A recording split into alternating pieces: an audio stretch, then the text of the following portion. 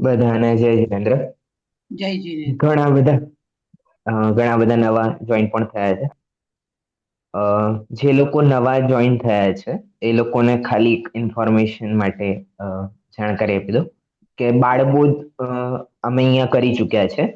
અને મેઇન જે પરમા ઓનર્સ નો કોર્સ છે એ વિતરાગ જ્ઞાનથી સ્ટાર્ટ છે.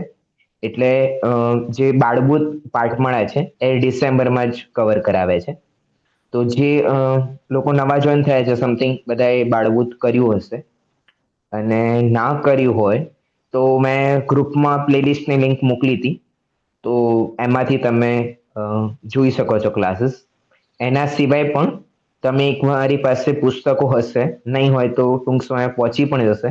અને ઓનલાઈન પીડીએફ અવેલેબલ છે. તો ત્યાંથી તમે એક ચેપ્ટર્સ એક વખત રીડિંગ જરૂરથી કરી લેવું.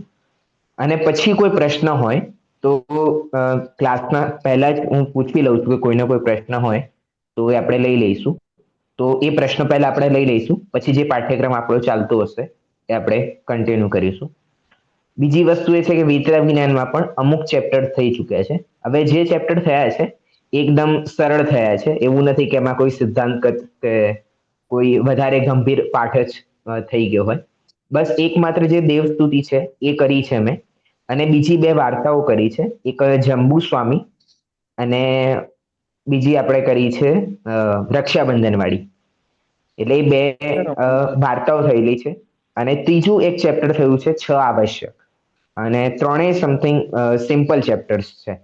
એટલે ક્યાંય એવો વાંધો આવશે નહીં છતાંય એમાં પણ કોઈ પ્રશ્ન હોય તો એ પહેલા આપણે લઈ લઈશું પછી આગળના પાઠ્યક્રમ ઉપર આપણે આગળ વધીશું.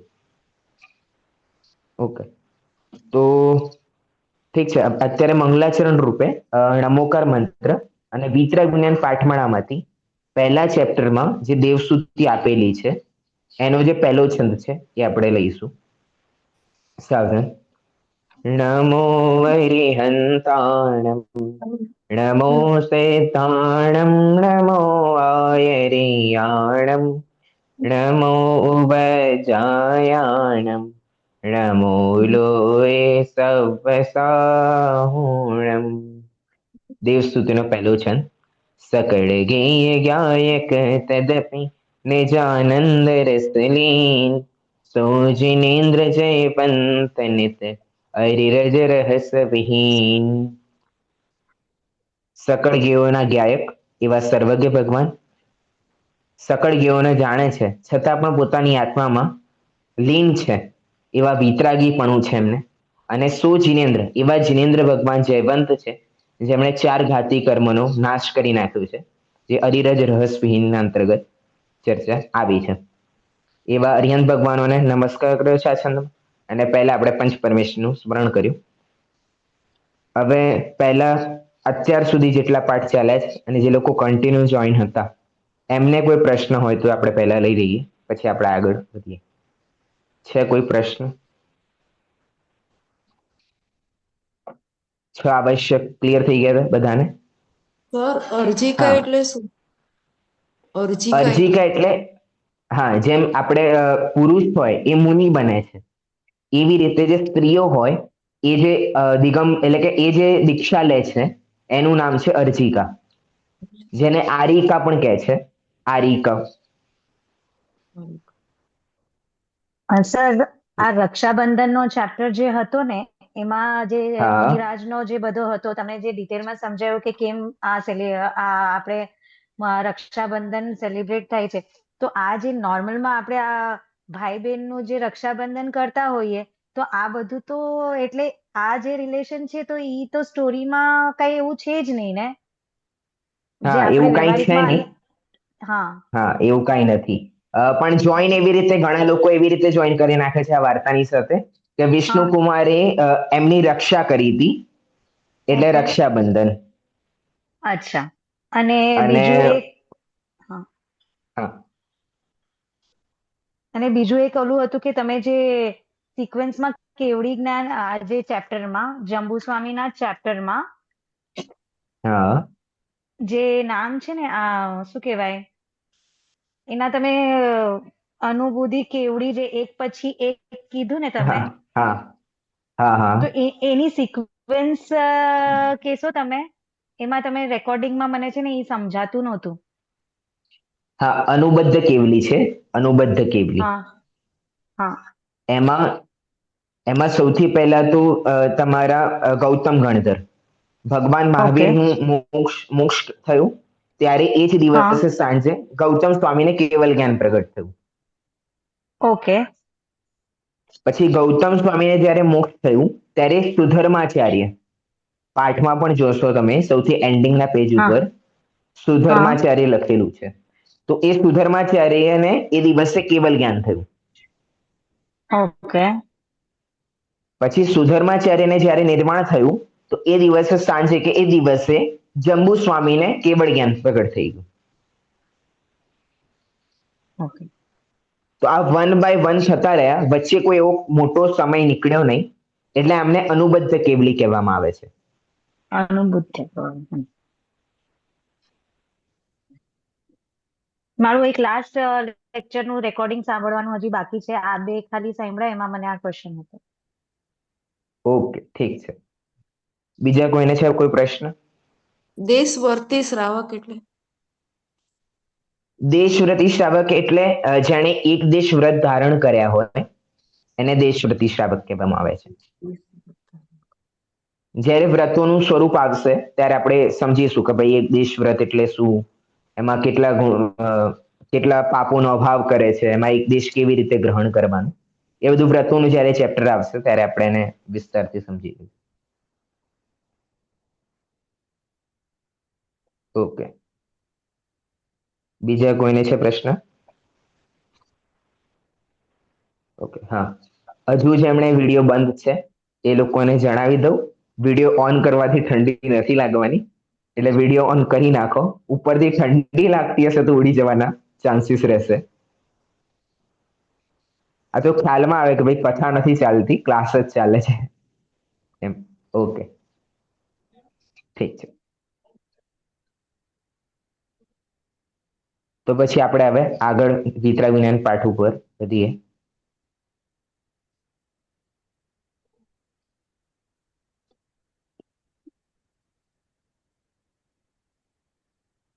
આપણે લાસ્ટ ક્લાસમાં સેકન્ડ ચેપ્ટર જે છે આત્મા પરમાત્મા, એ પાઠનું રીડિંગ કરી નાખ્યું હતું. એટલે હવે એ પાઠની જે વિષય વસ્તુ છે એને સમજીશું. પહેલા તો આમાં મુનિરાજ યોગિંદુ દેવનો પરિચય આપ્યો હતો, તો એ પરિચય આપણે કમ્પ્લીટ કરી નાખ્યો હતો. પરિચય સંબંધી તો કોઈને ખાસ કોઈ પ્રશ્ન હશે નહીં, નોર્મલ વિગતો છે, પણ એ વિગતોને નોટ ડાઉન કરવાના જરૂરી છે, કારણ કે પ્રશ્ન હવે MCQ ટાઈપ આવવાના છે ઓનલાઈનમાં. તો એટલે કેવો એવો પ્રશ્ન આવે, ભાઈ કયા ભાષાના જાણકાર હતા, તો એ અપ્રંશ ભાષાના હતા, એમણે કેટલી ટીકાઓ લખી, કેટલા ગ્રંથ લખ્યા, તો એવા નોર્મલી ક્વેશ્ચન આવશે. પણ એના માટે મેં જેમ કહ્યું હતું કે કીવર્ડ યાદ હોવા જરૂરી છે. જો કીવર્ડ યાદ નહીં હોય તો પછી કામ નહીં ચાલે. એટલે એ કીવર્ડ ખાલી યાદ રાખવામાં ખાસ જરૂરી છે. હવે જે મૂળ ચેપ્ટર છે આત્મા પરમાત્મા, તો આપણે 1 બાય લાઈનથી જઈશું અહીંયા. હવે સૌથી પહેલા અહીંયા છે કે ભાઈ આત્મા પરમાત્માનું સ્વરૂપ શું છે, કારણ કે મેઇન જે ચેપ્ટર છે એમાં આત્મા પરમાત્મા જ છે. તો હવે સ્ટાર્ટિંગ જ ત્યાંથી કરે છે, ભાઈ આ આત્મા પરમાત્મા છે શું ઓરિજિનાલિટીમાં, તો ભાઈ કૃપા કરીને સમજાવો. તો પછી અહીંયા કહે છે કે આત્માને સમજવાની ઈચ્છા તમારા જેવા મુમુક્ષુને જ થાય છે. હવે અહીંયા કહી દીધું, કોઈ મુમુક્ષુ કોણે કહેવાય? કે જેને આત્માને જાણવાની ઈચ્છા હોય. ડન છે? આ પરિભાષા તમારી થઈ ગઈ કે ભાઈ મુમુક્ષુ કોણે કહેવામાં આવશે? કે જેને આત્માની જાણવાની ઈચ્છા છે. બાકી જે એક મુમુક્ષુની આપણે પરિભાષા કરીએ છીએ કે જેને મોક્ષ જવાની ઈચ્છા છે, તે મુમુક્ષુ. બરાબર છે? અને અહીંયા બીજું શું કહ્યું? કે જેને આત્માને જાણવાની ઈચ્છા છે. હવે જેને આત્માને જાણવાની ઈચ્છા છે એને નિશ્ચિત છે કે એનું લક્ષ્ય શું છે? કે ભાઈ મોક્ષ પ્રાપ્તિ. જેવી રીતે કોઈને ડોક્ટર બનવું હોય કે કોઈને સાયન્સની લાઈનમાં આગળ જવું હોય, તો રુચિનો વિષય શું બનાવશે? ભાઈ ક્યાં સાયન્સ આવે છે, ક્યાં એ વિષય મળશે, તો એના પ્રત્યે રુચિ પ્રગટ કરશે.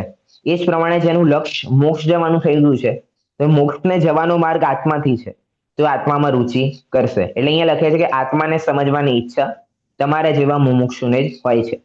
પછી બીજું લખ્યું છે, જેણે ચૈતન્ય સ્વરૂપ આત્માની વાત પ્રસન્ન ચિત્તથી સાંભળી છે તે અલ્પકાળમાં જ પરમાત્મા પદની પ્રાપ્તિ કરશે. હવે અહીંયા બીજો સિદ્ધાંત શું કહી દીધો કે જેણે ચૈતન્ય સ્વરૂપ આત્માની વાત પ્રસન્ન ચિત્તથી સાંભળી છે.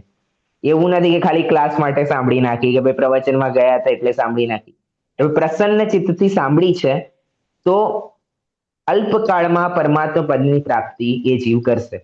જેવી રીતે બધા શ્લોક સાંભળ્યો છે, તત્પ્રતિપ્રીતિ ચિત્તેન યેન વાર્તાપી શ્રુતા, કે જેણે આ વાત તત્વની વાત પ્રીતિ ચિત્તથી એટલે પ્રસન્ન ચિત્તથી સાંભળી છે એ અલ્પકાળમાં મોક્ષ જશે. એ જ વાતને અહીંયા લખી નાખ્યું છે કે જે ચૈતન્ય સ્વરૂપ આત્માની વાત પ્રસન્ન ચિત્તથી સાંભળશે તેને પરમાત્મા પદની પ્રાપ્તિ થશે.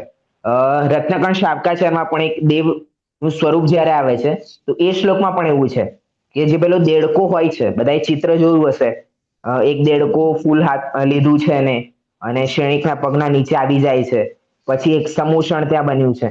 ત્યાં એનું વર્ણન, એ જે ચિત્ર છે એ વાર્તાનું વર્ણન કરતા રત્નકણ શાબ્કાચારમાં સંવતભદ્ર આચાર્ય એક શ્લોક લખે છે.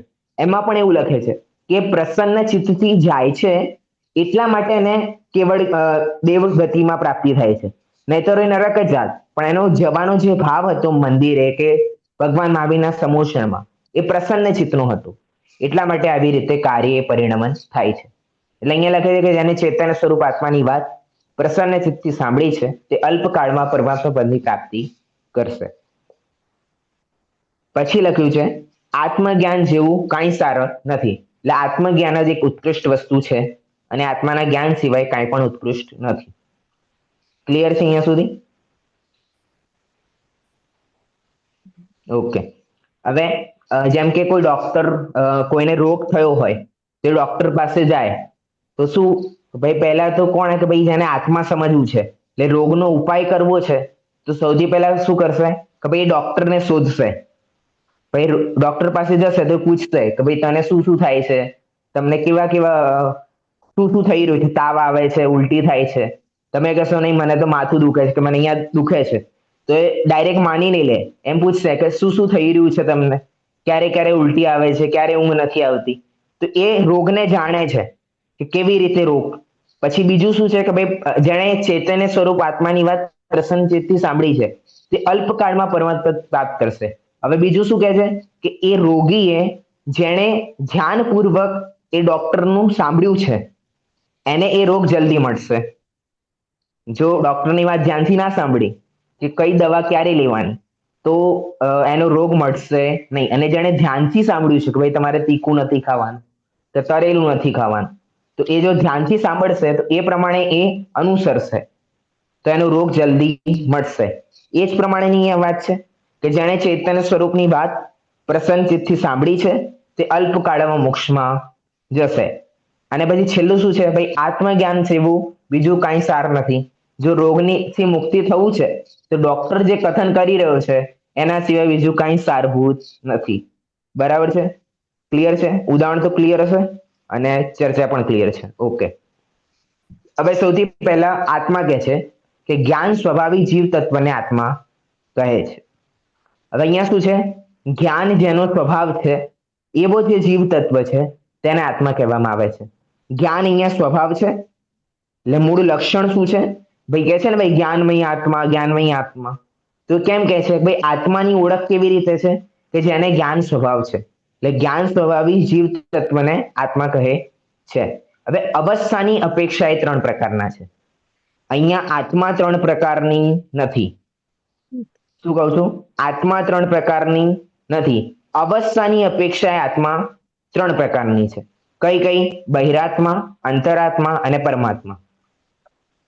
જેમ કે પાણી છે તો એ પાણી જ છે, પછી પાણીને જ્યારે આપણે ફ્રીજમાં મૂક્યું તો એ બરફ થઈ ગયું, અને પછી એને આપણે ગેસ ઉપર મૂક્યું તો વરાળ થઈ ગયું. તો એ પાણી અલગ અલગ છે? પાણી તો એક જ છે, પણ એ અલગ અલગ સમયમાં અલગ અલગ રૂપે એને આપણે કહીએ છીએ. એ જ પાણી ફ્રીજમાં હોય અને ફ્રીજમાંથી બહાર નીકળ્યું તો ભાઈ બરફ. પાણી બદલાઈ ગયું કે? પાણી તો એ જ હતું પણ અવસ્થા અલગ હતી કે ઠંડક રૂપે હતું, સ્થિર રૂપે હતું. પછી જ્યારે વરાળ રૂપ થઈ ગયું તો એને આપણે શું કહ્યું કે ભાઈ આ હવા થઈ ગઈ કે વરાળ થઈ ગઈ, પણ એ છે તો ઓરિજિનલમાં પાણી. પછી આપણે સાયકલ પહેલા ભણી હશે કે ભાઈ એ વાદળ બને છે, પછી વાદળથી વરસાદ આવે છે, વરસાદથી આપણા ઘરે આવે છે. તો સાયકલ જેવી રીતે થાય છે એવી રીતે અહીંયા છે કે ભાઈ એ અવસ્થાઓ છે અહીંયા, બરફ, વરાળ અને એક પ્રવાહી રૂપે પાણી, પણ છે તો ઓરિજિનલમાં પાણી. એવી રીતે અહીંયા આત્માના 3 પ્રકાર નથી. આત્મા તો એક અખંડ જ છે, પણ અલગ અલગ અવસ્થાઓમાં છે, તો એને અલગ અલગ રૂપે કહેવામાં આવે છે. તો એ 3 અવસ્થા કઈ ગઈ છે? બહિરાત્મા, અંતરાત્મા અને પરમાત્મા. ક્લિયર છે અહીંયા સુધી? ઓકે. હવે એક એકનું અહીંયા સ્વરૂપ કહે છે. પહેલા કહે છે બહિરાત્મા કોને કહે છે? ફર્સ્ટ છે આત્માને, શરીરને આત્મા માનનાર તથા અન્ય પદાર્થોમાં પોતાપણું અને રાગાદીનમાં હિતકર માનવાનું અથવા શરીર અને આત્માને એક માનનાર જીવ જ બહિરાત્મા છે. હવે અહીંયા તમે પોઈન્ટ વાઇઝ યાદ કરી શકો છો. પહેલું છે શરીરને આત્મા માને છે. ફર્સ્ટ પોઈન્ટ શું છે? આ જે શરીર છે એને શું માન્યું કે ભાઈ આ જ આત્મા છે શરીર ઓરિજિનલમાં આપણને ખ્યાલ છે ભાઈ આ શરીર છે, પણ જ્યારે પણ કોઈ ક્રિયા કરી રહ્યા છે તો શું કહીએ છીએ? ભાઈ મેં કરી. તો અહીંયા શું છે કે ભાઈ શરીરને મેં આત્મા માની છે. પછી બીજું શું કરીએ છીએ આપણે? કે અન્ય પદાર્થોમાં પોતાપણું, કે ભાઈ આ મોબાઈલ કોનો છે? ભાઈ આ મોબાઈલ મારો છે. તો આ અન્ય પદાર્થ થયું ને. ફર્સ્ટ તો શું કર્યું? શરીરને આત્મા માન્યા. પછી શું માન્યું? ભાઈ શરીર જ કોણ છે? હું છું. તો અહીંયા શું થયું? કે અન્ય પદાર્થોમાં પોતાપણું અને રાગાદીમાં હિતકરપણું, કે આપણને કોઈ રાગ કર્યો આપણે કે ભાઈ આ વસ્તુ સારી છે, આ વસ્તુ સારી છે, આ વસ્તુ વગર મને નહીં ફાવે, તો મેં રાગ કર્યો. તો એ રાગને મેં કેવું કર્યું? હિતકર માન્યું. તો ભાઈ ઘણા લોકો જેમ કે કહે ને ભાઈ આટલી પૂજનો કરો, તો ભાઈ પૂજનનો કેમ નિષેધ છે? કે જો પૂજનોને ધર્મ માની નાખ્યું તો પૂજનના આગળ આપણે વધીશું નહીં. એટલે રાગ ભાવને હિતકર માની નાખ્યો છે. થર્ડ પોઈન્ટ અહીંયા શું લખે છે? રાગાદીને હિતકર માનવું. 3 પોઈન્ટ અહીંયા થયા. અથવા શરીર અને આત્માને એક માનનાર, શરીર અને આત્માને અલગ અલગ નથી માનતું, એક માને છે, માનનાર જીવ જ બહિરાત્મા છે. ઠીક છે? અહીંયા 4 પોઈન્ટ છે. પહેલો પોઈન્ટ છે શરીર અને આત્મા માને છે. બીજું છે પદાર્થોમાં પોતાપણું કરે છે, એટલે એકત્વ કરે છે. રાગાદીને હિતકર માને છે, કે ભાઈ રાગ એ સારો છે, એને હિતકર માને છે. અને લાસ્ટ પોઈન્ટ છે શરીર અને આત્માને એક માને છે. અને આ જીવ બહિરાત્મા છે. હવે એક પોઈન્ટનું અહીંયા એક્સપ્લેનેશન આપ્યું છે નોર્મલી. ભાઈ આત્મા સિવાય બીજા બાહ્ય પદાર્થોમાં આત્માપણું, એટલે કે પોતાપણું માનવાને કારણે જ એ બહિરાત્મા છે. કે જે સેકન્ડ પોઈન્ટમાં કહ્યું કે અન્ય પદાર્થોમાં પોતાપણું, એનું જ અહીંયા એક્સપ્લેનેશન કર્યું કે આત્મા સિવાયના બાહ્ય પદાર્થોમાં આત્મપણુંનો અર્થ છે એકત્વ છે, પોતાપણું લાગે છે. જેમ માતા અને બાળકના પ્રત્યે શું છે? પોતાપણું છે. કોલોનીમાં તો ઘણા બધા છોકરાઓ છે, કોલોનીના બહાર જઈએ તો પણ ઘણા બધા છોકરાઓ છે, પણ જે માનું એકત્વ પોતાના છોકરા પ્રત્યે હોય એવું બીજા છોકરાઓ પ્રત્યે નથી. એટલે માનું બાળક પ્રત્યે શું છે? અહીંયા એકત્વ છે, પોતાપણું છે. ને કારણે જ એ બહિરાત્મા કહેવાય છે. અનાદિકાળથી આ આત્મા શરીરની ઉત્પત્તિમાં જ પોતાની ઉત્પત્તિ. હવે બીજું શું કહે છે? અનાદિકાળથી આત્મા શરીરની ઉત્પત્તિમાં પોતાની ઉત્પત્તિ, કે ભાઈ જન્મ કોનો થયો છે? શરીરનો, પણ છતાંય કહીશું શું? કે ભાઈ મારો બર્થડે છે, આપણે કહીશું શું? મારો બર્થડે છે, કે ભાઈ મારા આ વ્યક્તિની ડેથ થઈ ગઈ. તો ભાઈ ખરેખર એ આત્માની ડેથ થઈ છે? નથી થઈ. ખરેખર આત્માનો જન્મ થયો છે?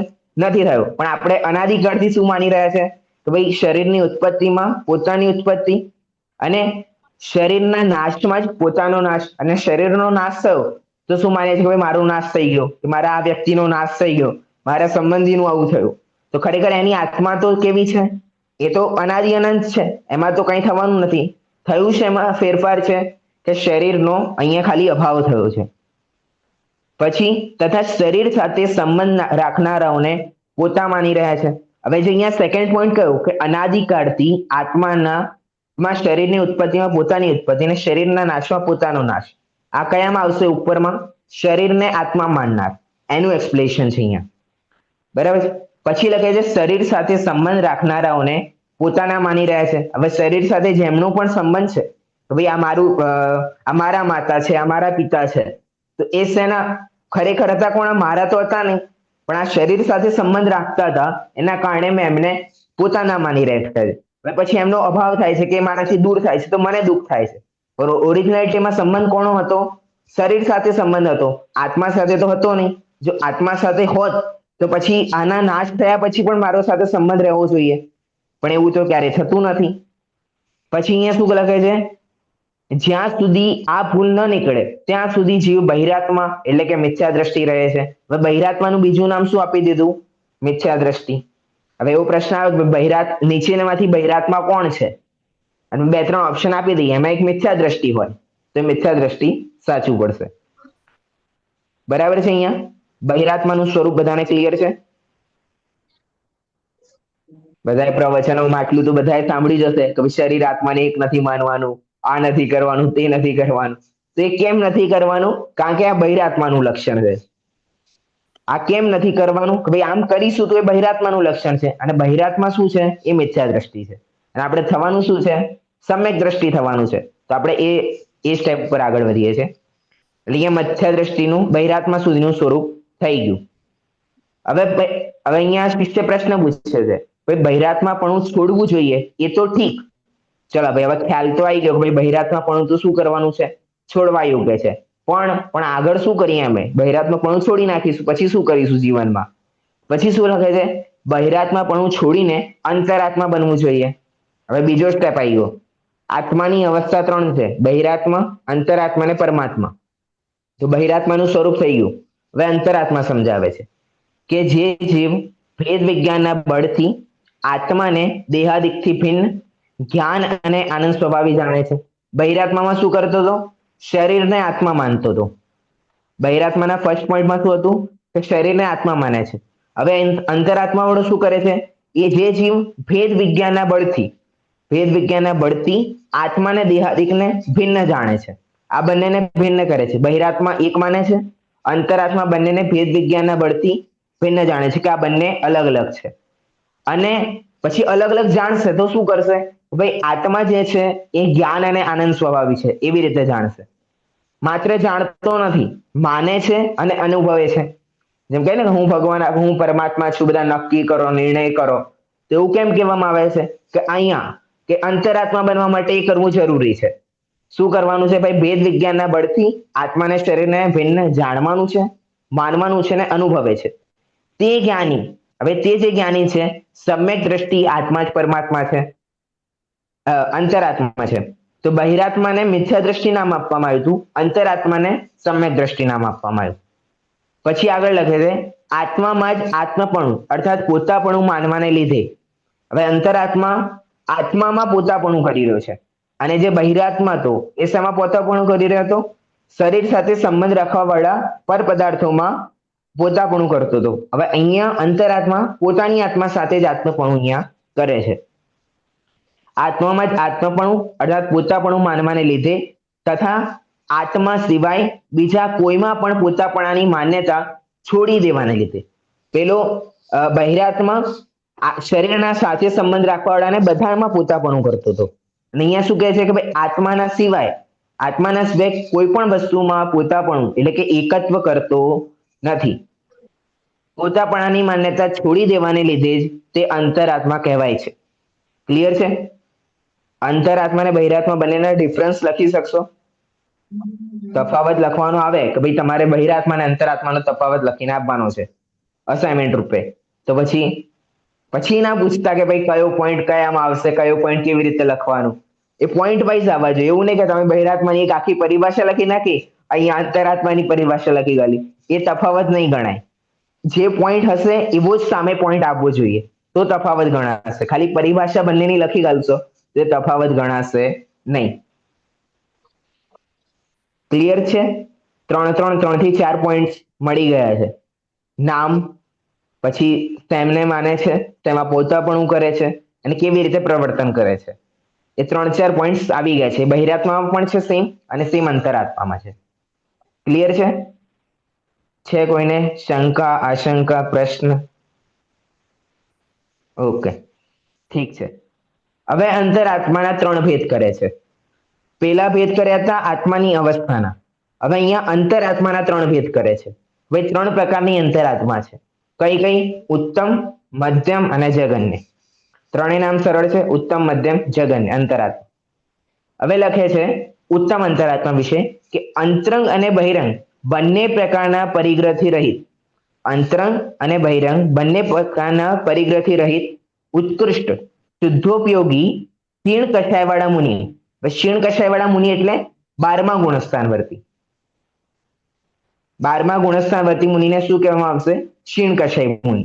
એટલે અંતરંગ અને બહિરંગ બંને પ્રકારના પરિગ્રહથી રહિત ઉત્કૃષ્ટ શુદ્ધોપયોગી ક્ષીણ કષાયવાળા મુનિ. એક પણ વર્ડ મિસિંગ થશે તે ઉત્તમ અંતરાત્માની પરિભાષા નહીં ગણાય. જો તમે ઉત્કૃષ્ટ શુદ્ધોપયોગી લખવાનું રહી ગયા, માત્ર મુનિ લખ્યું, તો એ ઉત્કૃષ્ટ અંતરાત્મા કહેવાશે નહીં. ઉત્કૃષ્ટ અંતરાત્મા માટે દરેક શબ્દ આમાં જે આપ્યા છે જરૂરી છે. અને ક્ષીણ કષાયવાળા મુનિની કૌંસમાં પણ લખવાનું છે, એ 12મા ગુણસ્થાન વર્તી ઉત્તમ અંતરાત્મા છે. ક્લિયર? પછી લખે છે અવિરત સમ્યક દ્રષ્ટિ 4થા ગુણસ્થાન વાળા જગન્ય અંતરાત્મા છે. પહેલા ઉત્કૃષ્ટ જણાવી દીધું, પછી જગન્ય જણાવે છે. જગન્યમાં કોણ છે? કે અવિરત સમ્યક દ્રષ્ટિ. અવિરત એટલે જેણે વ્રતો ધારણ નથી કર્યા. અવિરત એટલે વ્રતો વગરના જે સમ્યક દ્રષ્ટિ છે એ કયા ગુણસ્થાન વર્તી છે? એ 4થા ગુણસ્થાન વર્તી છે. અને જે હમણાં દેશ વિરતની વાત કરી આપણે, 6 આવશ્યકોની વાત, એ 5મા ગુણસ્થાન વર્તીની વાત છે. અને અહીંયા 4થા ગુણસ્થાન વર્ત. હવે ગુણસ્થાન શું છે, કેટલા હોય, એ બધું જ્યારે ગુણસ્થાન વાંચીશું આપણે ત્યારે એક એક વસ્તુ સમજીશું. અત્યારે ખાલી નામ માત્ર યાદ રાખવાનું છે. હવે 12મા ગુણસ્થાન વર્તી ક્ષીણ કષાય મુનિ, 4થા ગુણસ્થાન વર્તી અવિરત સમ્યક દ્રષ્ટિ. એ અવિરત જે સમ્યક દ્રષ્ટિ છે એ જગન્ય અંતરાત્મા છે. અને ઉપરોક્ત, હવે પહેલા ઉત્કૃષ્ટ કહી દીધું અને જગન્ય કહી દીધું. હવે ઉપરોક્ત બંને વચ્ચેની દશાવાળા દેશવ્રતી શ્રાવક અને મુનિરાજ મધ્યમ અંતરાત્મા છે. એટલે જગન્ય અંતરાત્મા કોણ થઈ ગયું? 4થા ગુણસ્થાન વર્તી સમ્યક દ્રષ્ટિ. અને ઉત્કૃષ્ટ થઈ ગયા 12મા ગુણસ્થાન વર્તી ઉત્કૃષ્ટ શુદ્ધોપયોગી ક્ષીણ કષાય મુનિ. હવે 4થાથી એટલે કે 5માથી લઈને 11મા સુધી, તો 5મા ગુણસ્થાન વર્તી તો શ્રાવક છે. 6ઠા, 7મું, 8મું, 9મું, 10મું અને 11મું એ મુનિઓના ગુણસ્થાન છે. એટલે અહીંયા શું લખ્યું છે? 5મા ગુણસ્થાન વર્તા દેશવ્રત ધારણ, એક દેશવ્રત ધારણ કરેલા સમ્યક દ્રષ્ટિ શ્રાવક અને એના ઉપરવાળા ગુણસ્થાનના મુનિરાજ, એ બધા મધ્યમ અંતરાત્મામાં આવશે. ક્લિયર છે એટલું? ઉત્કૃષ્ટ છે 12મા ગુણસ્થાન વર્તી ક્ષીણ કષાય મુનિ, અને જગન્ય છે 4થા ગુણસ્થાન વર્તી સમ્યક દ્રષ્ટિ અવ્રતી. અને એના વચ્ચેના 5મું, 6ઠું, 7મું, 8મું, 9મું, 10મું, 11મા ગુણસ્થાન વર્તી જે જીવો છે એ બધા મધ્યમ અંતરાત્મામાં આવશે. ક્લિયર છે એટલું? ઓકે. હા, રિયાબેન અવાજ પહોંચે છે? હા, 10મા ગુણસ્થાન વર્તી કયા શેમાં આવશે? મધ્ય અંતરાત્મા. કેમ? કેમ કે 5માંથી 11માં એમાં આવે અને એ દેશ પ્રતિ શ્રાવક અને મુનિમાં ગણાય. ઓકે, ઠીક છે. કે એ 5માંથી 11મા ગુણસ્થાનની અંદર આવે છે. એટલે ઉત્કૃષ્ટ અને જગન્યમાં નથી આવે, ઉત્કૃષ્ટ અને જગન્યની વચ્ચે આવી રહ્યા છે, એટલે એ મધ્યમ અંતરાત્મા છે. ઓકે, આટલા સુધી બધાને ક્લિયર છે? અંતરાત્માના 3 ભેદ. પહેલા તો આત્મા, આત્માના અવસ્થા પ્રકારે 3 ભેદ, એમાં બહિરાત્મા, અંતરાત્મા, અને અંતરાત્માના 3 ભેદ કર્યા, ઉત્કૃષ્ટ, મધ્યમ અને જગન્ય. ઉત્કૃષ્ટમાં ક્ષીણ કષાય શુદ્ધોપયોગી 12મા ગુણસ્થાન વર્તે જે મુનિરાજ છે એ, મધ્યમમાં જગન્ય અને ઉત્કૃષ્ટની વચ્ચે આવવા વાળા 5મા ગુણસ્થાનથી લઈને 11મા ગુણસ્થાન વર્તી શ્રાવક અને મુનિરાજો, અને જગન્ય અંતરાત્મામાં 4ર્થ ગુણસ્થાન વર્તી અવ્રતી શ્રાવક જે છે એ જગન્ય અંતરાત્મામાં આવશે. ઓકે, હવે ભાઈ પ્રશ્ન પૂછે છે કે ભાઈ ઠીક છે, હવે અંતરાત્મા જાણી લીધું, હવે તમે કહો છો અંતરાત્મા બનીએ, તો અંતરાત્મા થવાથી શું લાભ? ભાઈ અમે અંતરાત્મા કેમ બનીએ? બહિરાત્મા પણ તો મિથ્યા દ્રષ્ટિ છે, આનું સમ્યક દ્રષ્ટિ પણ, તો બનીએ શું કરવા? કે એ જે અંતરાત્મા ગ્રહસ્થ અવસ્થાનો ત્યાગ કરીને, હવે ભાઈ કેમ બનવાનું છે અંતરાત્મા? કારણ કે મેઇન લક્ષ્ય તો છે પરમાત્મા બનવાનું. અહીંયા કહે છે કે એ જ અંતરાત્મા ગ્રહસ્થ અવસ્થાનો ત્યાગ કરીને, જે અંતરાત્મા છે એ જ ગ્રહસ્થ અવસ્થાનો ત્યાગ કરીને શુદ્ધોપયોગ રૂપ મુનિ અવસ્થા ધારણ કરીને નિજ સ્વભાવ સાધન દ્વારા પરમાત્મ પદ પ્રાપ્ત કરે છે. જેને અંતરાત્મામાં નથી આવ્યા, એટલે કે 4થા ગુણસ્થાન વર્તી નથી થયો, સમ્યક દ્રષ્ટિ નથી થયો, એ તો આગળ વધી જ નહીં શકે. એટલે અહીંયા લખે છે કે ગ્રહસ્થ અવસ્થાનો ત્યાગ કરીને શુદ્ધોપયોગ રૂપ મુનિ અવસ્થા ધારણ કરીને નિજ સ્વભાવ સાધન દ્વારા ભાઈ કયા સાધન દ્વારા? તો ભાઈ નિજ સ્વભાવ સાધન દ્વારા પરમાત્મા પદ પ્રાપ્ત કરે છે. ક્લિયર છે? MCQ ટાઈપ પ્રશ્ન આવશે, એટલે કીવર્ડ યાદ રાખવા ખૂબ જરૂરી છે. પૂછવામાં આવે કે ભાઈ કઈ અવસ્થાનો ત્યાગ કરીને પરમાત્મા દશાને પ્રાપ્ત કરે છે? તો ભાઈ ગ્રહસ્થ અવસ્થાને. ભાઈ કઈ અવસ્થા ધારણ કરીને પરમાત્મા પદ પ્રાપ્ત કરે છે? તો મુનિ અવસ્થા ધારણ કરીને. કયા સાધન વડે પરમાત્મા પ્રાપ્ત કરાય છે? તો ભાઈ નિજ સ્વભાવ સાધન વડે પરમાત્મા પદ પ્રાપ્ત કરે છે. અર્થાત પરમાત્મા થઈ જાય છે. એ કોણ થઈ જાય છે? પરમાત્મા થઈ જાય છે.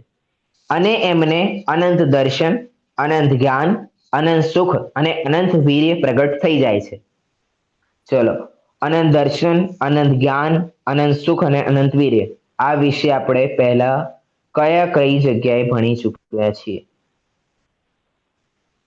કેટલા લોકોને યાદ છે? બાલબુદ્ધમાં, વિતરાગ જ્ઞાનમાં બંને જગ્યાએ ભણી ચૂક્યા છે.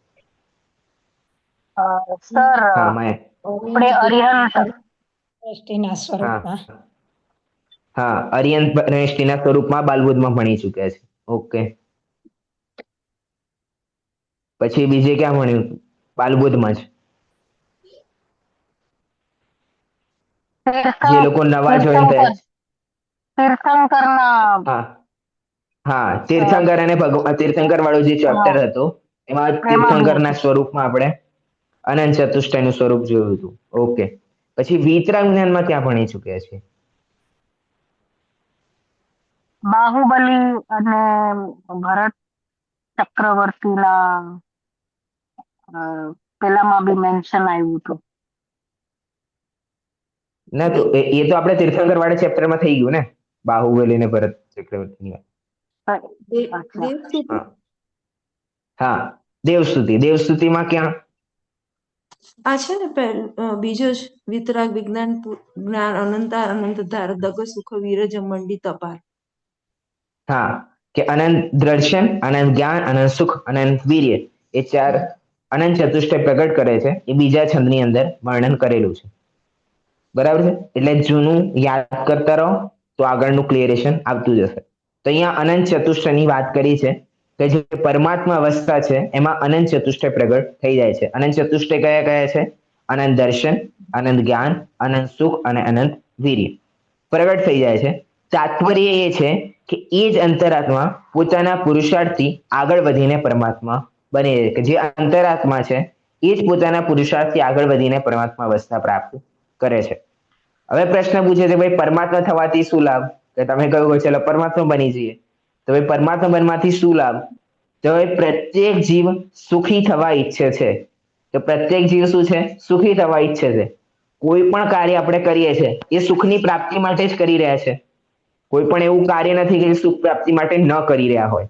આપણે ક્લાસમાં પણ જોઈન થયા છે, કંઈક ને કંઈક લક્ષ્ય છે.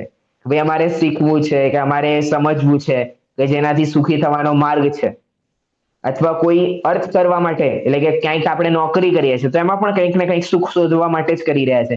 ભાઈ ચલો પૈસા મળશે તો પૈસાથી હું સુખી થઈ જઈશ.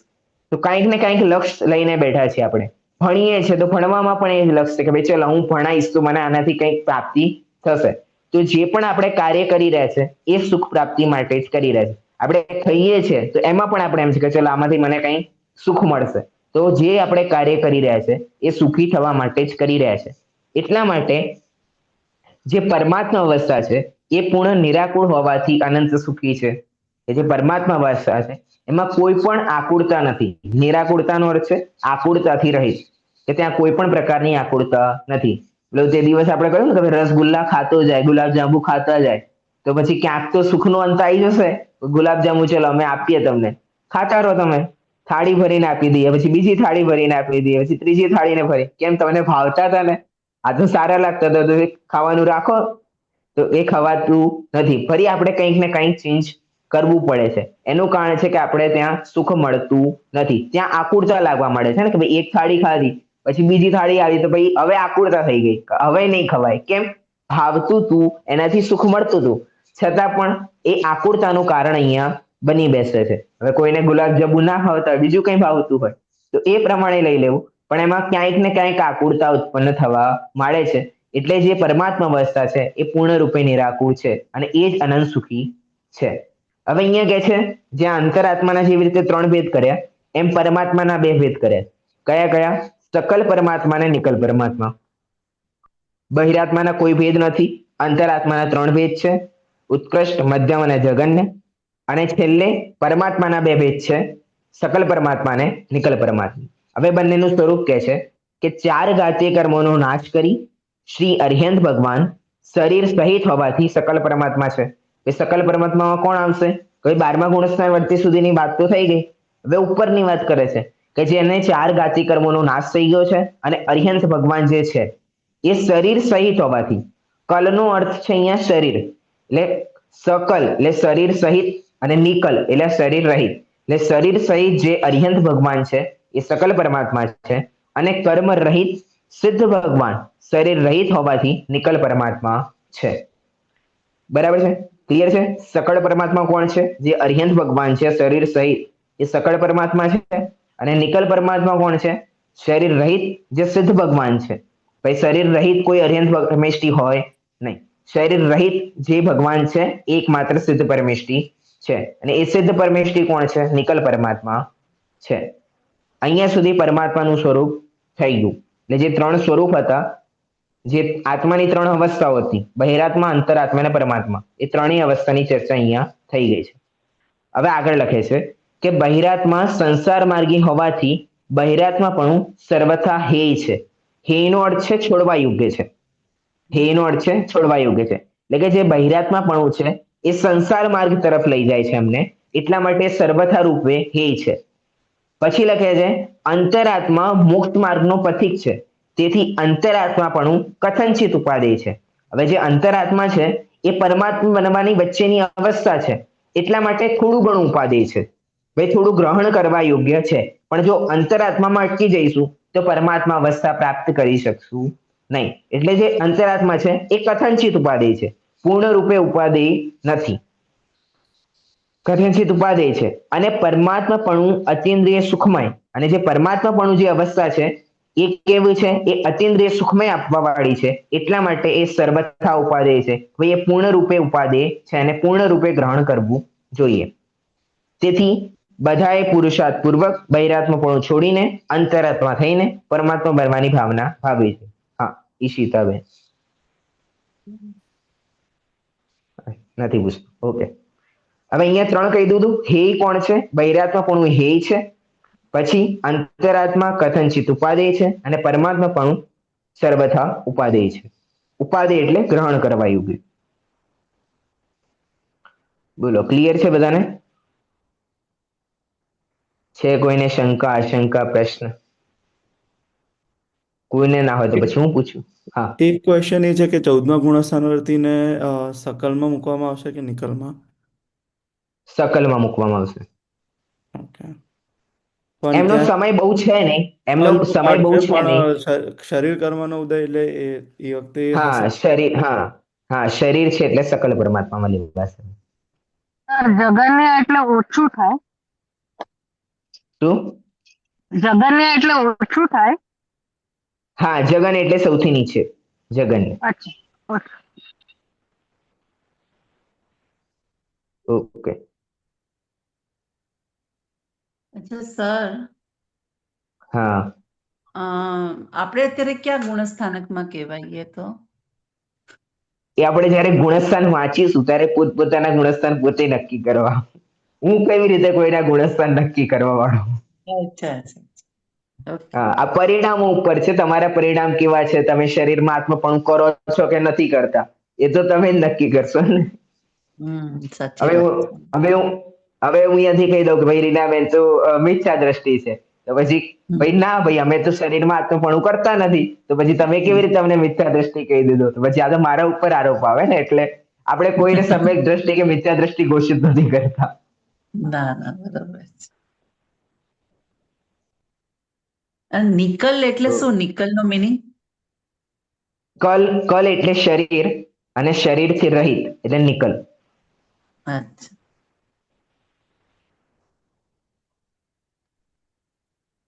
ઓકે.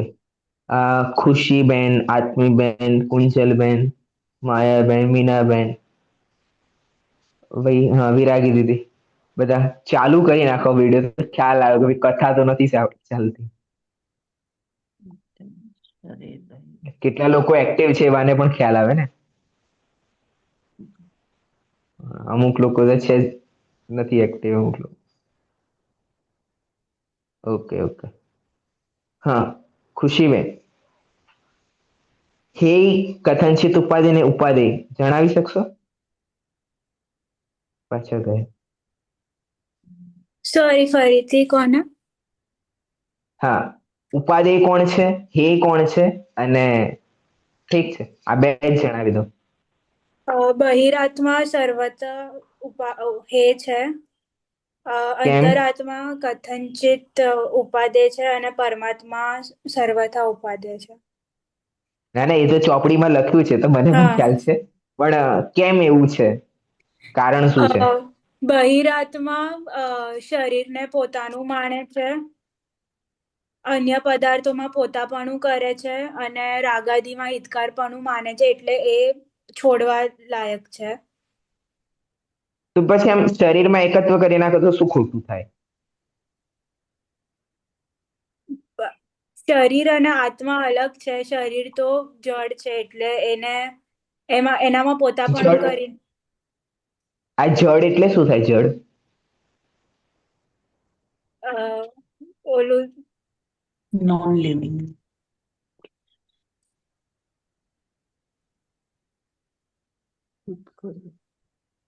વાંધો નહીં વાંધો નહીં. હમ, શરીરમાં એકત્વપણાનો અર્થ શું થાય?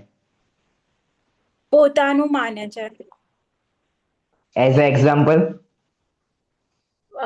જેમ કે મને કઈ વાગ્યું હોય તો મારું આખો ટાઈમ ધ્યાન એમાં જ જતું હોય કે જાણે મને પોતાને વાગી ગયું છે, આત્માને કઈ થઈ ગયું હોય એમ. હા, એટલે તમને નથી વાગતું?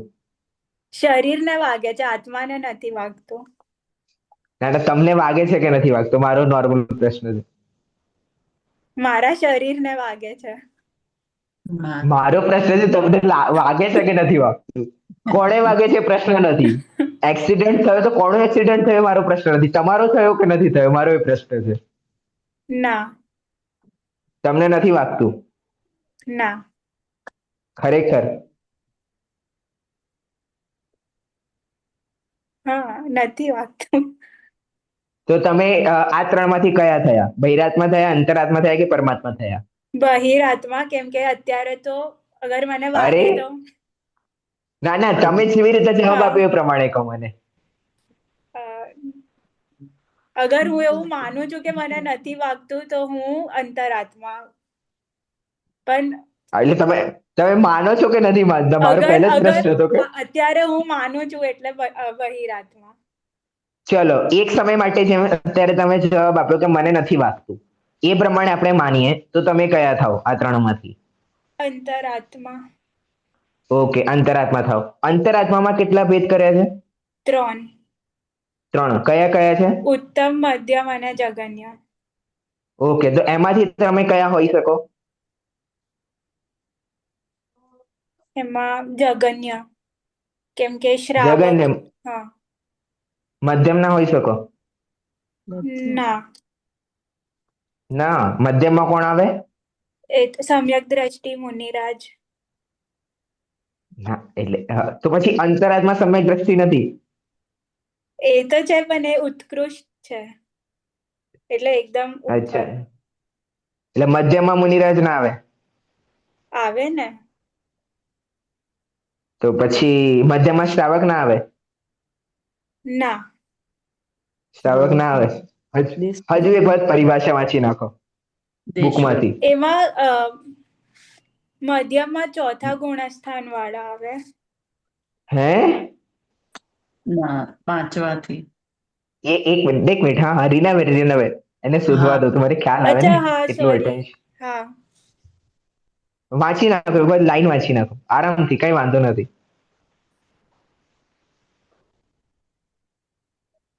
ઉપરોક્ત બંનેની વચ્ચેના દશાવાળા દેશવ્રતિ શ્રાવક અને મુનિરાજ 5માંથી 11મા ગુણસ્થાન મધ્યમ અંતરાત્મા છે. ઓકે, એટલે ઉપરોક્તમાં શું લેવાનું?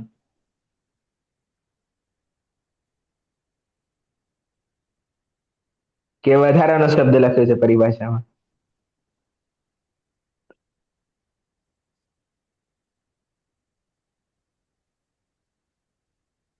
ઓકે, વાંધો નહીં. ઈશિતાબેન જવાબ આપે છે.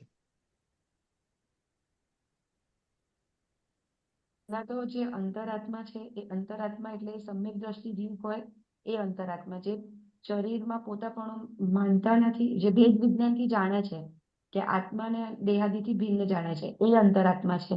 એટલે જે તમારો ક્વેશ્ચન હતો કે અંતરાત્મામાં ઉત્તમ, મધ્યમ ને જગન્ય, તો એમાં અત્યારે આપણી વાત નથી, કારણ કે આપણે સમ્યક દર્શન ના પ્રાપ્ત ના, એ કરશું. પ્રશ્ન થઈ ગયો, એ પ્રશ્ન થઈ ગયો. અહીંયા જે છેલ્લો પ્રશ્ન પૂછ્યો એ. હા, તો છેલ્લો પ્રશ્ન તો આ જ હતો ને કે આપણે આમાં જગન્ય અને ના ના મધ્યમ. ના ના, ખુશી દીદીએ એક પરિભાષા વાંચી, બરાબર? એમાં સૌથી પહેલા વર્ડ છે ઉપરોક્ત. ઉપરોક્ત. એ ઉપરોક્તનો, હા, એનો અર્થ શું ઉપ- થશે? હા, તો ઉપરોક્તમાં પહેલા તો જે ક્ષીર કશાય મુનિ જે છે 12મા ગુણસ્થાનથી જે છે તે વાળા, અને એના પછીના જે આપણે મધ્યમ જગન્ય અંતરાત્માની જે વાત થઈ કે અવિરત સમ્યક દ્રષ્ટિ, એ બંનેથી અલગ જે 5મા ગુણસ્થાન વર્તી જે શ્રાવક, અને ત્યાંથી લઈને મુનિરાજ જે 11મા ગુણસ્થાન વર્તી, તો જે એના વચ્ચેના એટલે 5th નંબરથી 11 નંબર સુધીના જે શ્રાવક અને મુનિરાજની વાત છે એમની વાત છે. એના સિવાયના જે પહેલા જે વાત કરી એ ઉપરોક્તમાં એ વસ્તુની વાત થઈ ગઈ કે ઉપરોક્તમાં ઓલા બંને ખ્યાલમાં નહીં આવ્યું? આવે. ઓકે, ખુશી બેને ખ્યાલમાં આવ્યું? હા. સમજાવી શકીશ ફરી? એટલે જે 12મા ગુણસ્થાન વાળા તો ઉત્તમ અંતરાત્મામાં આવશે, અને ના, ખ્યાલમાં ના આવ્યું ને તો કહી દે નથી ખ્યાલમાં આવ્યું હા, તમને, તો હું બીજા કોઈને પૂછું તો ફરી એક્સપ્લેનેશન થઈ જશે એનું. એટલે સૌથી નીચે 4થા ગુણસ્થાન વાળા એ જગન્ય અંતરાત્મા, અને 12મા ગુણસ્થાન વાળા ઉત્તમ અંતરાત્મા, અને એના વચ્ચે જે આવે છે એટલે ઉપરોક્ત કહીને ઉપરોક્ત ઉપર 4થા ગુણસ્થાન વાળા, અને 12મા ગુણસ્થાન ને છોડીને જે વચ્ચે આવે છે એ મધ્યમ આત્મામાં આવશે. તો આ ઉપરોક્ત શબ્દથી આવો અર્થ ક્યાંથી નીકળ્યો? કેમ કે ઉપર જગન્ય અને ઉત્તમ ના બારેમાં લખ્યું છે, એટલે ઉપરોક્ત ઉપર લખેલા. જગન્ય ને ઉત્તમના વિશે લખ્યું છે એટલે એ વાત કન્ટિન્યુ ત્યાં થઈ છે, એટલે હા. ઉપરોક્ત. ઓકે, ક્લિયર છે. ઠીક છે. આવી રીતે ગમે ત્યારે કોઈને પણ પકડી શકું છું, એટલે બધા ધ્યાનપૂર્વક સાંભળશો તો જલ્દી આવશે, ક્લિયર થશે. ઓકે, ઠીક છે. એટલે વિડીયો ઓન રાખવો જરૂરી છે. ક્લિયર છે? ઓકે, અહીંયા સુધી ક્લિયર છે બધાને? અંતરાત્મા સુધી ક્લિયર થઈ ગયું છે. પરમાત્માનું પૂછું કોઈને? કે છે કોઈને પ્રશ્ન? પરમાત્માથી બહિરાત્મા પણ આવી શકે છે પાછો ફરીને પ્રશ્ન, એટલે કોઈને પ્રશ્ન હોય તો પૂછી શકો છો ફરી હજુ. ઓકે, હા, વિરાગી બેન એબસન્ટ છે. ઓકે ઓકે, ઠીક છે, ટ્રાવેલિંગમાં છે. Okay okay, Kunjalben. હા સર. હા, આત્માની અવસ્થાના ભેદ સ્ટાર્ટ કરીને એક ચાર્ટ બનાવી આપો. ઓકે. આત્માની અવસ્થાના આત્માની 3 અવસ્થા છે: બહિરાત્મા, અંતરાત્મા અને પરમાત્મા. બહિરાત્મામાં કોઈ ડિવિઝન નથી. અંતરાત્મામાં 3 ડિવિઝન છે: ઉત્તમ, મધ્યમ અને જગન્ય. ઉત્તમમાં આવશે 12મા ગુણસ્થાન વર્તી ક્ષીણ કષાય વાળા. મધ્યમમાં આવશે 4થે ગુણસ્થાન વર્તી સમ્યક દ્રષ્ટિ, નહીં, એ જગન્યમાં આવશે, સોરી. અને મધ્યમમાં આવશે 5માથી લઈને 11મા સુધીમાં, શ્રાવક થી લઈને 11મા ગુણસ્થાન, એટલે 5મા ગુણસ્થાનથી 11મા ગુણસ્થાન. તો એ અંતરાત્મા થઈ ગયું. અને પરમાત્મામાં 2 છે: સકલ પરમાત્મા અને નિકલ પરમાત્મા. સકલ પરમાત્મામાં શરીર સહિત એટલે અરિહંત દશા, નિકલ પરમાત્મામાં શરીર રહિત એટલે સિદ્ધ દશા. એવી રીતે. ઓકે, કઈ રહી ગયો છું? હજી રહી ગયું છે કાંઈ? હું પૂછું છું કઈ રહી ગયું છે? મારા હિસાબે બહિરાત્મામાં તો કોઈ ભેદ થતા જ નથી, એટલે આઈ થિંક બધું અંતરાત્મા, બહિરાત્મા, અંતરાત્મા, પરમાત્મા, એના 3 ભેદ, આના 2 ભેદ, સકલ પરમાત્મા, નિકલ પરમાત્મા. મારા હિસાબે આટલું જ છે. પછી ખબર નહીં. ઓકે એ બાકી હોય તો ઓકે તમે કહી દો સર. ઓકે, કોમલબેન કઈ મળે છે બીજું? કોમલબેન મહેતા. હા ના સર, એટલે એને જે એમને બીજું જે ડિવિઝન કીધું ને એ બરાબર છે કે બહિરાત્માના કોઈ ભેદ નથી, સેકન્ડ અંતરાત્મા છે એના 3 ભેદ છે, અને જે પરમાત્મા છે એના 2 ભેદ છે એમ. કયા કયા? બહિરાત્માનો તો કોઈ ભેદ નથી. પછી આવે ના છે પરમાત્માના. પરમાત્માના પરમાત્મા. સકલ પરમાત્મા અને નિકલ પરમાત્મા. ઓકે ઠીક છે. સમ્યકભાઈ. હા, હે ઉપાધિ બતાવશો આમાં 3માં? બહિરાત્મા છે એમાં સંસારપણું છે, એટલે એ સર્વથા હે છે. પછી અંતરાત્મા છે એ મોક્ષ માર્ગ પથિક છે, એટલે એ કથનચિત ઉપાદેય છે. અને પરમાત્મા છે એ અતિન્દ્રિય સુખમય છે, એટલે સર્વથા ઉપાદેય છે. કથનચિત ઉપાધિ એટલે? એટલે કથનચિત ઉપાદેય એટલે એક પરમાત્મા સુધી જવાનો માર્ગ છે, એટલે એ કરવા યોગ્ય છે. પછી એમાંથી પરમાત્મા સુધી જવાનો એ માર્ગ છે. એટલે ના, તો પછી કથનચિત ઉપાધિ અને સર્વથા ઉપાધિ એ બંનેમાં અંતર શું આવશે? કરવા યોગ્ય છે પેલામાં આવે, અને પેલું તો કરવું જ જોઈએ એવું, એટલે એ રીતે ડિફરન્શિએટ. ઓકે, અને સંસારપણાનો અર્થ શું છે? સંસારપણું છે એટલે હે છે. સંસારપણું એટલે સંસારમાં જે શરીરમાં પોતાપણું માનીએ છીએ કે બાહ્ય તત્વોમાં સુખની શું કહેવાય, સુખ માટે એમાં સુખ સમજીએ છીએ ને, એ બધું સંસારપણું. ઓકે ઠીક છે, ક્લિયર છે આખો આત્મા પરમાત્માનો ચેપ્ટર? છે કોઈને શંકા આશંકા? ઓકે, સૌથી છેલ્લે બિંજુબેન. હા હા, પહેલા પ્રશ્ન. હા, કથનચિત ઉપાદેયનું મને થોડું કહો ને. હે તો સમજી ગઈ કે છોડવા લાયક છે. ઉપાદેય એટલે તો ગ્રહણ કરવા યોગ છે. તો કથનચિત ઉપાદેય એટલે હું થોડું સમજી, પણ તો બી થોડું ક્લિયર કરી દો ને. ઓકે, કથનચિત ઉપાધિ એટલે કે થોડું ઘણું ઉપાધિ છે, પૂર્ણ રૂપે ઉપાધિ નથી. થોડું ઘણું ઉપાધિ એટલે હવે જેને ઉપાધિ નહીં માનો, તમે હે માની લેશો તો અંતરાત્મામાં તમે વધશો જ નહીં આગળ. પણ હવે અંતરાત્માને તમે સર્વથા ઉપાધિ માની નાખ્યું, તો પછી તમે પરમાત્મામાં આગળ નહીં વધો. હવે કોઈને ભાઈ ડોક્ટર થવું છે, તો ભાઈ 10મું 12મું એ કથનચિત ઉપાધિ છે, એને તો પાસ કરવું જ પડશે. હવે કોઈ કહે કે ભાઈ 10મા 12માંથી તો ડોક્ટર બનાય નહીં, તો પછી હું તો 10મું 12મું શું કરવા કરું? તો ભાઈ એવું નહીં ચાલે, એ ત્યાંથી જવાનો જ માર્ગ આગળ છે. એટલે શું છે કે ભાઈ 10મું 12મું કરવું કેવું છે? કથનચિત ઉપાધિ. હવે કોઈ એમ માને કે ના ભાઈ 10મું 12મું કર્યા પછી અમે ડોક્ટર થઈ ગયા, તો પછી એ ઉપાધિપણું નથી. તો એને એ હે રૂપે જ માન્યું છે એને પછી. એટલા માટે અંતરાત્મામાં અવસ્થા આવીને પછી એ પરમાત્મા અવસ્થા પ્રાપ્ત કરવા માટે એને છોડવું પડશે. જો તમે અંતરાત્મામાં અટકાઈ ગયા તો કયા ગુણસ્થાન સુધી રહેવાના?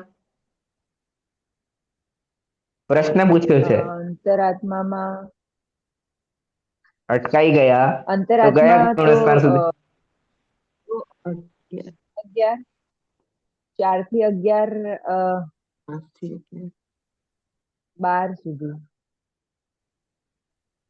12મું, હા 12, 4 થી 12 માં ને સર? હવે હું ફરી જે સમજાવ તો પછી વાત થઈ ગઈ ને, ફરી ચેપ્ટર સમજાવવાની વાત થઈ આ તો. 4 થી 12મું જ ને સર? ઓકે ઓકે, ચલો. હેમાબેન. સર. હા, કેટલું સાચું કહી રહ્યા છે કુંજલબેન? 4 થી 12મું કે છે? 4 થી 12મું નહીં, 5 થી 11. 5 થી 11 શેના માટે?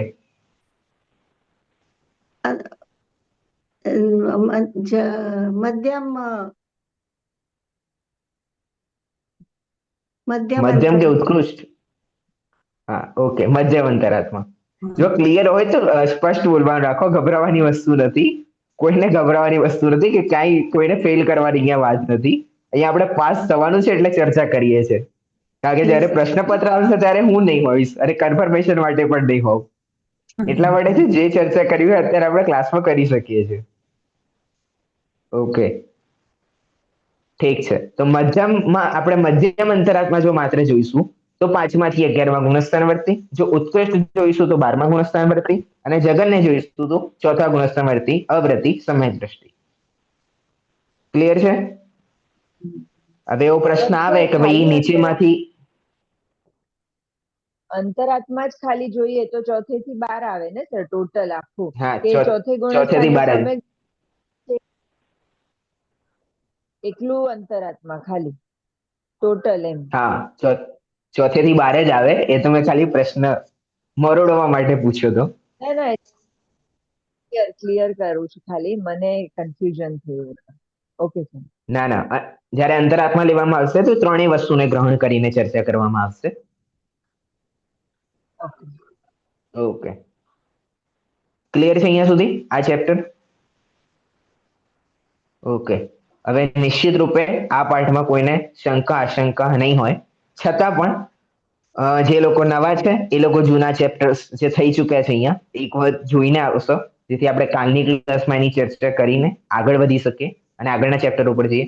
પ્લસ જે આ ગઈકાલની ક્લાસમાં હતા એ લોકોને આ ક્લાસના પોઈન્ટ્સ બનાવવાને કહ્યા હતા, તેમાંથી પોઈન્ટ્સ બનાવ્યા હશે એવી ઈચ્છા રાખું છું. અને કોઈને કોઈ પોઈન્ટ રહી ગયો હોય, હા, કોઈને કોઈ પોઈન્ટ રહી ગયો હોય તો બોલી શકો છો અત્યારે કે ભાઈ મેં આ પોઈન્ટ લખ્યો તો એની ચર્ચા આવી નહીં. છે એવો કોઈ પોઈન્ટ બનાવ્યા હશે એ લોકોને ખ્યાલ હશે? ઓકે, જે લોકોએ બનાવ્યા છે એ લોકો જોઈ રહ્યા છે હજુ? નિશ્ચિત રૂપે કોઈ પોઈન્ટ નથી. હા, બિંજુબેનને કોઈ પોઈન્ટ રહી ગયો? એટલે મેં અંતરંગ અને બહિરંગ પરિગ્રહ એ શબ્દ આવે છે એટલે એના ભેદ લખ્યા છે કે 14 અંતરંગ પરિગ્રહ છે અને 10 બહિરંગ પરિગ્રહ છે. ઓકે, આ બધા નોટ ડાઉન કરી નાખો. કોઈ લખ્યો હોય આ પોઈન્ટ તો આમાં લખી નાખવું. 14 અંતરંગ પરિગ્રહ છે, 10 બહિરંગ પરિગ્રહ છે. અને આ બંને પરિગ્રહથી રહિત દિગંબર મુનિરાજ હોય છે. ક્લિયર છે? છતાંય કોઈને કોઈ પોઈન્ટ રહી ગયો હોય અથવા ના બનાવ્યા હોય તો હજુ કાલે સુધી બનાવી લો, વિચારી લો કે કોઈ પોઈન્ટ રહી ગયો હોય તો આપણે કાલે એની ચર્ચા કરી શકીએ.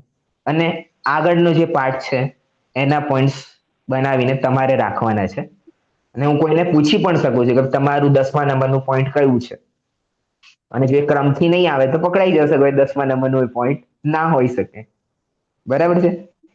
એટલે આગળનો જે ચેપ્ટર છે 7 તત્વો એ પણ થોડું ઇમ્પોર્ટન્સ છે. કારણ કે જે બધા કહીએ છીએ ભાઈ 7 તત્વોનું શ્રદ્ધાન કરો, આ કરો તે કરો, તો વગર સમજ્યા વગર તો શ્રદ્ધાન થવાનું છે નહીં. અને એનું સમ્યક દર્શન સાથે શું લેવા દેવા છે એ પણ આપણે ચર્ચા કરીશું. એટલે પહેલા તો જે લોકો નવા છે એ લોકોને થોડું કામ વધ્યું છે કે જૂના ચેપ્ટર્સ એક વખત રીડિંગ કરવાની જ ખાલી જરૂર રહેશે. અને છતાં પણ ના ખ્યાલ આવે તો ક્લાસીસ અવેલેબલ છે, ક્લાસીસ જોઈ શકો છો. છતાંય ના સમજમાં આવે તો આપણે આવતા બુધવારે જ્યારે ક્લાસ લઈશું ત્યારે પૂછી શકો છો. તો બધાને ક્લિયર હશે તો આવતી ક્લાસમાં બધા તૈયારી સાથે આવો. અને જે લોકોના હજુ વિડીયો બનશે એ લોકો આશા કરું છું આવતી ક્લાસ સુધી ચાલુ થઈ જશે. ઓકે, બધાને જય જિનેન્દ્ર. જીનવાણી સ્તુતિ માટે માયાબેન છે કે ગયા? હા, કોણ લેશે આજ જીનવાણી સ્તુતિ? કોઈ લેશે? ઈશિતા દીદી?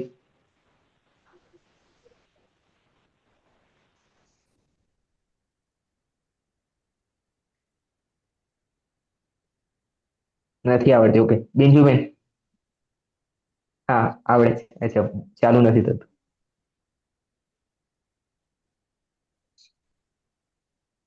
કાલે? ઓકે, ઠીક છે. સર હું બોલું? હા હા, બોલો બોલો. હા, બોલો બોલો બોલો. निज निधि निज में बताई यह अनंत उपकार है उसके वाणी माँ को वंदना शत बार है वंदना शत बार है वंदना शत बार है जिनवाणी मात नो जय हो कुंदाचार्य देव नो जय हो परम कृपाळु परम उपकारी श्री सद्गुरु देव नो जय हो